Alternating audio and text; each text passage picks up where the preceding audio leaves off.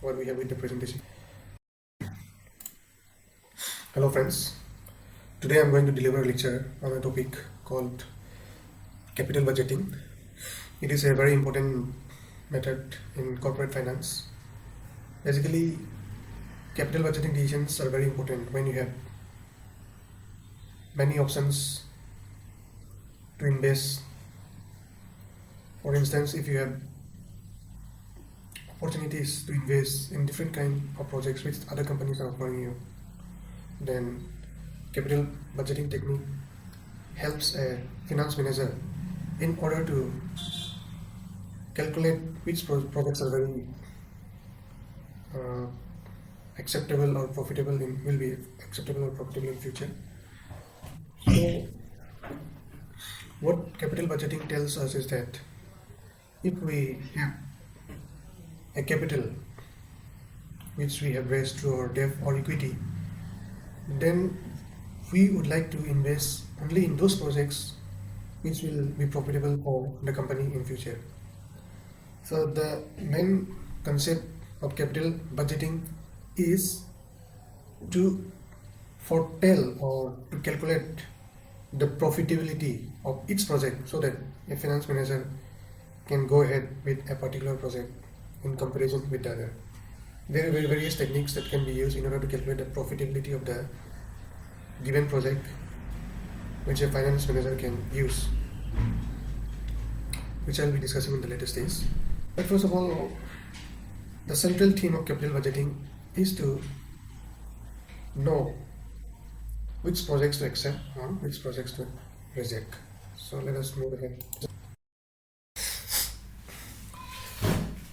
So this video is in continuation with the earlier video of lecture on capital budgeting. So in short and brief, here is what the definition tells about capital budgeting. It is a quantitative assessment that involves forecasting future performance to make long-term investment decisions. Capital budgeting technique may use data from financial and operating reports to predict potential performance of corporate investment and strategic options. So here a term quantitative assessment has been used, which describes that numbers has been used in order to predict the acceptability or the rejectability of a project. In other words, it is a long-term investment decision so that the capital at hand could be invested into such projects which are very profitable in future. There are many techniques that I'm going to discuss today. These are the techniques of capital budgeting. In these techniques, we particularly try to see which projects will prove profitable for a finance manager or a corporation in order to go forward to invest in such projects. First technique is called non-discounted cash flow technique. Here I'll be explaining only one method, which is also called a payback period, and the other method is called discounted cash flow technique. That includes the method of net present value, internal rate of return, and profitability index.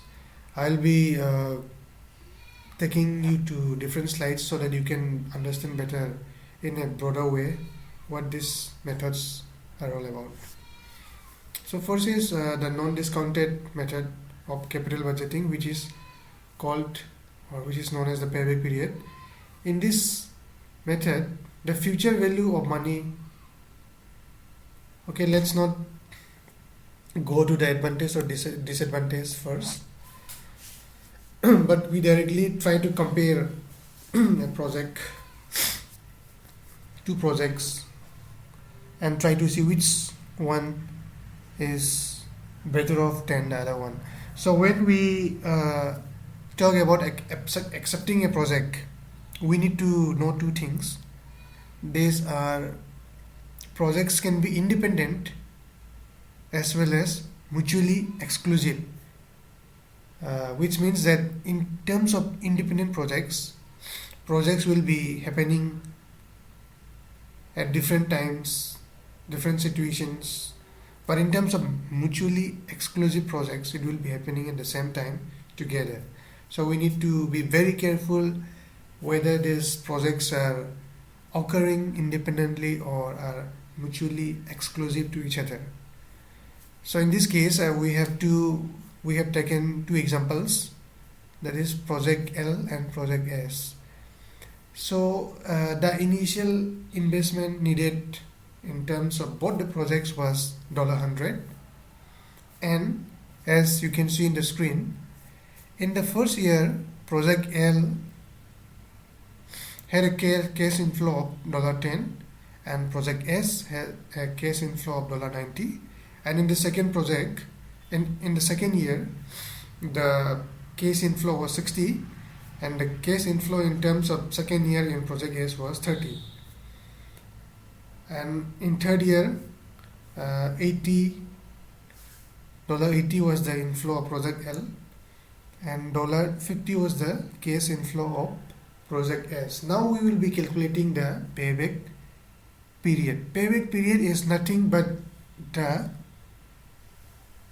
number of years or the time period required in order to gain back the initial investment outlay. That is, $100 has been invested in a particular project, either project L or project S. So within how much time period will we able to generate $100 is what is known as the payback period. So in terms of project L, we see that in first year it's $10, that is the cash inflow, and in second year it's 60. So if we sum up, we get $70 in 2 years.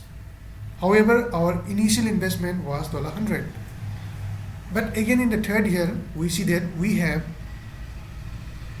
a cash inflow of $80, which means 70 plus 80 is equal to 150. So we have $50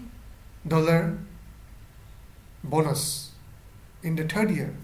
But our main objective according to payback period is to regenerate the initial outlay or the initial investment, which was $100. So $50 is a bonus for us. So in this case, what we do is that we in initial 2 years we have $70. So we need $30 more from the third year. So 2 plus 30 divided by 80 years. So we all total we will be able to regenerate $100 in a period of 2.4 years. So here the payback period is 2.4 years. Again in project S, if we proceed with the same methodology, then we get the payback period as 1.6 years. So if we compare both the projects, if the projects are happening at the same time or if the projects are mutually exclusive, then we see that project S is more liquid than project L. Why? Because the payback period for project L is greater, much greater than project S. Therefore, obviously we will be going for project S. But if these projects are independent of each other, and if the time specified in order to regenerate the initial cash inflow is either 3 to 4 years, then definitely we can go for both the projects. But however, if the time period given in order to regenerate the initial cash outflow does not exceed more than 1 year, then we will reject both the projects. Okay, this is the funda here. So basically, when we have the minimum number of years required in order to regain the initial cash outlay, then we will go for such type of projects. rather than going for those type of projects where the payback period is more. Okay, this is the funda that is behind the non-discounted cash flow method. So basically, what is a payback period is the initial number of years in order to get back our initial investment. There are major disadvantages in this method, which I have told before in the initial slide. That is the time value of money. Whether $100 invested today will be equivalent to $100 in 3 years or in 4 years. So the time value of money is not considered in calculating the payback period. So this is the major drawback of this method, because $100 invested today may not be worth $100 obtained after 2 years. So this is the major drawback. And besides that, payback period method only considers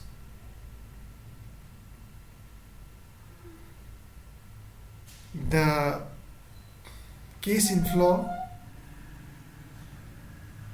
within the time period, that is the payback period. What is the cash inflow beneath the time period? Payback period has not been considered in this method. So this is another drawback. That is, if we have obtained, if our initial outlay or initial investment was $100 only, and if we have obtained $100 after 2 years, then we are not again considering what would have been achieved after 3 years. So this is another drawback of payback period.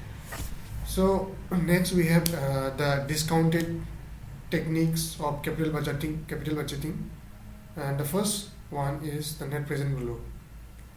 So what is a net present value? A net present value is a discounted method of capital budgeting where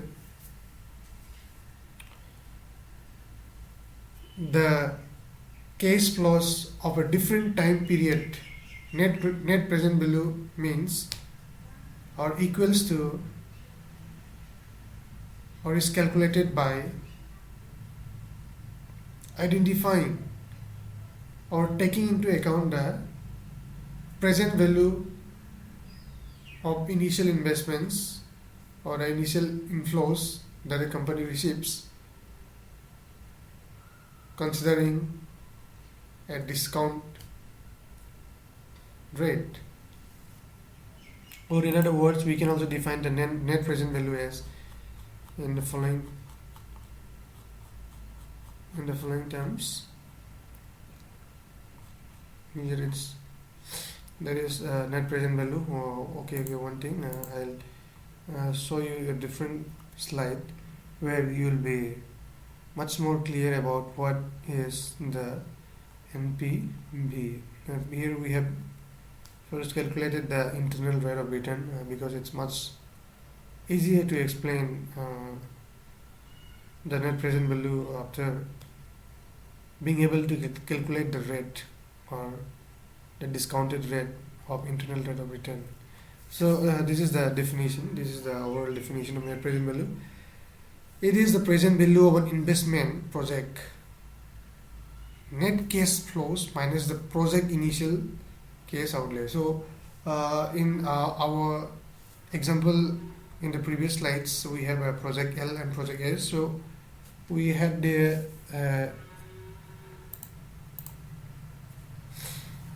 here we see that in terms of project L, the initial investment was $100, and in first year we had $10, and then $60, and then $80.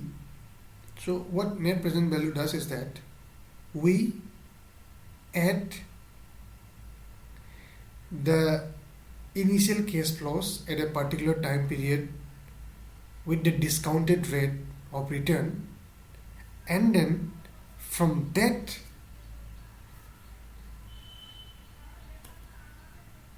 output we minus the initial from that from that investment, from that case flows we minus the initial investment that we have done in this project. So in this case, here I'll be giving you a more accurate example here. So this is the formula for NPV, which says that it's an addition or summation of cash flows in a particular period of time with a discounted rate, that is K here, 1 plus K plus for second year, and the rest dot dot dot minus the initial investment that we have made in the project. So in this case we have a different example. So the example here is, the name of the company is Basket Wonders, and it has determined that the appropriate discount rate for this project is 13%. Okay, so what it says is that at 13% discount rate, the inflows generated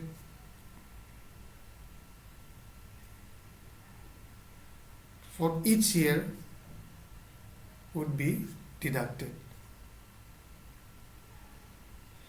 So if we try to calculate the net present value according to the formula, we have in initial year we have an investment of, we have a cash flow of $10,000, and then we have 13% discount rate, so 1 plus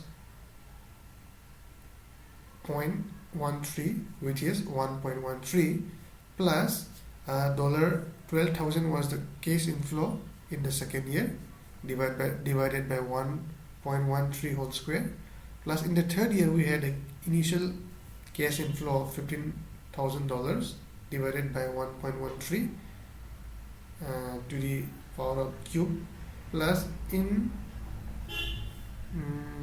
fourth year we have similarly $10,000 as cash inflow, and divided by 1.13 to the power of 4, plus $7,000 in the fifth year divided by 1.13, minus, in this case, what Basket Wonders invested initially was $40,000. So we have to subtract this 40,000 from what we get after adding the cash flows at a particular discount rate.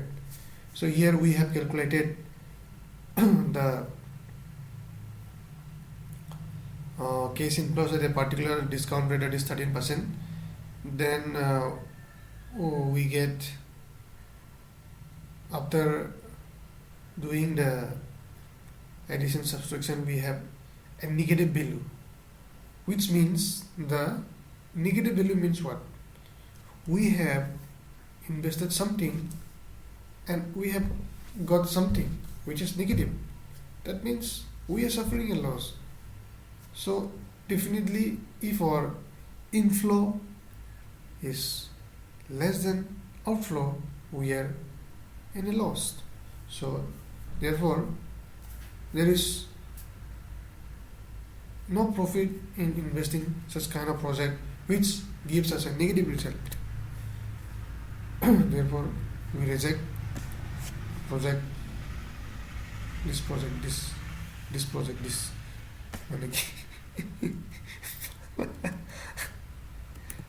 Okay. The next I'm going to explain is the internal rate of return. So in this case also it's the same thing. I think I can tell you here also that the net present value is the summation of the cash flows divided by 1 plus discount rate at which the cash inflow would be calculated to the number to the power time period. So the initial investment for project L was $100, and then in the initial year we have 10 cash inflow of $10, second year $60, and then third year $60. So what we get here is that at 1 point. It's not a fixed. Here we can see that the discount rate is not fixed here. It's not a constant term here. So here initially we have 1.1% of discount rate, which has been calculated here, because as we see, the 10 divided by 9.09 is equal to 1.1. So here it's 0.1. So the discounted cash flow here is 0.1, and then here 60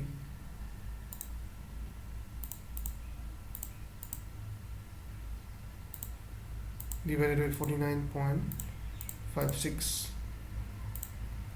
Okay, here it's 0.2 and then 0.3, so it's not a constant here. So likewise, if we have different discount rate for different time periods, we can again calculate the exact time present value of our cash inflow. Here the present value is 949 and 60. So if we add these three terms, then we have 16 118.79, and this we need to minus with our initial investment, that is $100. So if we minus 118 with 100, so we get $18.79 in case of project L. In the same way, if we calculate the initial cash flows, net cash flows of project L at discounted rate of 0.1, 0.2 and 0.3, we get a total cash inflow of $119.98, and from that, if we subtract $100, then we have $19.98. So if we compare these two projects, if the projects are mutually exclusive, then we will definitely go for project S, because we have seen that the net present value delivered by project S is more greater than the net present value delivered or yield by project L.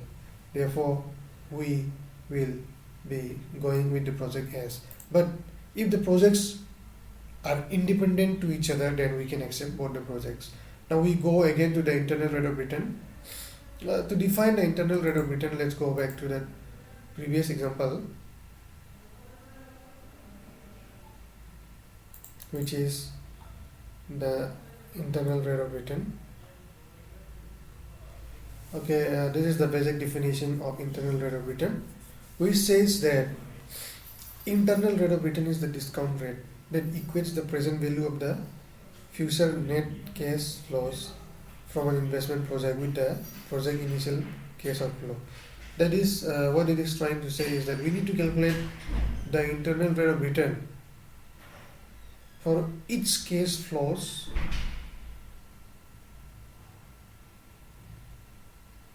where we have the NPV is equal to 0. So what we have was the formula of NPV was this minus this. It's wrong. It's minus initial cash flow. So if you see here, if NPV is 0, then this would be going in the right hand side. Then this can be calculated. That is, the initial investment is equal to the summation of the cash flows at a particular discounted internal rate of return. So here we will try to calculate the internal rate of return. In this case, we have initial investment of $40,000. Okay, and then in the first year we have a cash inflow of $10K, second 12K in second year, and third year $15K dollars, fourth year $10K dollars again, and then in the fifth year we have $7K as a cash inflow. So in this case we will try to find out the internal rate of return that causes the discounted cash flows to be equal to $40,000. Okay.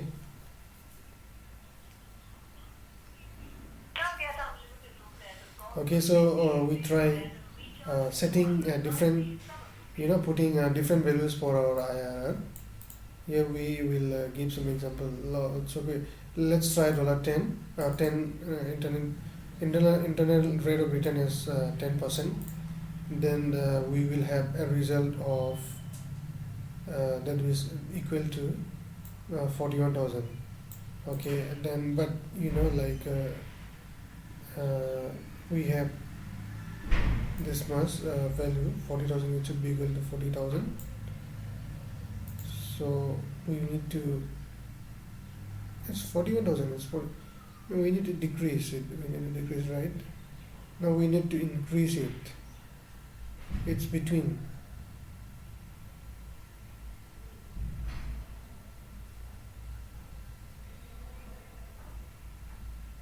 Okay, we need to increase it. I think the calculation is not done well. Okay, let's go back here. Internal rate of return. So here we see that we have applied in terms of project L, the initial investment is $100, and we get 10 in the first year, $60 in the second year, and $80 in the third year. So we consider a constant internal rate of return for which NPV could be equal to 0. That means it should equal to the internal rate of return should be set in such a way that NPV is equal to 0, or the internal rate of return summation of the case inflow equals to the initial investment, that is $100.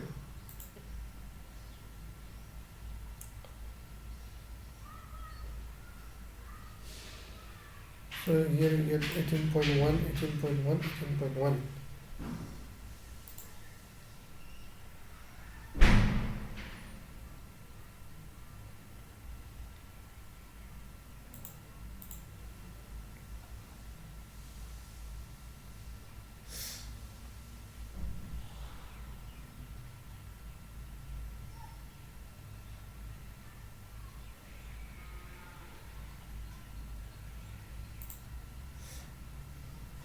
So if we calculate both the projects and try to find out constant rate of return for which NPV is equal to 0, or the summation of cash flows at a particular rate of return equals to the initial investment, then for project L we have 18.1%, and for project S we have 23.6% as an internal rate of return.